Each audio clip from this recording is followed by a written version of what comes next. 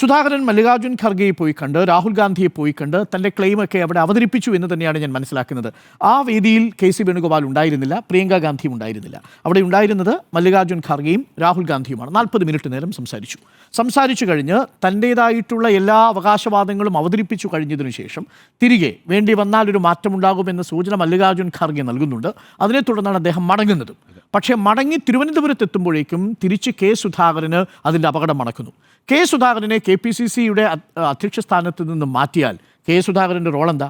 ഒറ്റ റോളേ K സുധാകരനുള്ളൂ, MP. അത് കണ്ണൂരിലെ MP എന്ന നിലയിലാണ്. കണ്ണൂരിലെ MP എന്ന നിലയിൽ കെ സുധാകരൻ്റെ പെർഫോമൻസ് എന്തെങ്കിലും വലിയ മികവുറ്റ പെർഫോമൻസ് ആയിരുന്നു? അല്ല എന്നുള്ളതാണ് നമ്മളടക്കം റിപ്പോർട്ട് ചെയ്തത്. കണ്ണൂരിൽ പോയി അതിൽ ഒരു പിശകും സംഭവിച്ചിട്ടുമില്ല. പക്ഷേ കെ സുധാകരനെ വിജയിപ്പിച്ചതിൻ്റെ കാരണം ആ സമയത്തൊരു പൊളിറ്റിക്കൽ വേവാണ്. അത് കഴിഞ്ഞ ചർച്ചയിൽ ഞാൻ വിശദീകരിച്ചതാണ്. എന്തായിരുന്നു ആ പൊളിറ്റിക്കൽ വേവ്? ഒരു മൈനോറിറ്റി കൺസോളിഡേഷൻ കോൺഗ്രസിൻ്റെ ഭാഗമായി ഉണ്ടാവുകയും BJPക്കെതിരെയുള്ള ആ വേവിൽ കണ്ണൂരിലെ ക്രിസ്ത്യൻ വോട്ടുകളും മുസ്ലിം വോട്ടുകളും സ്വാഭാവികമായും UDFന് അനുകൂലമായിട്ട് പോൾ ചെയ്യപ്പെടുകയും ചെയ്തു.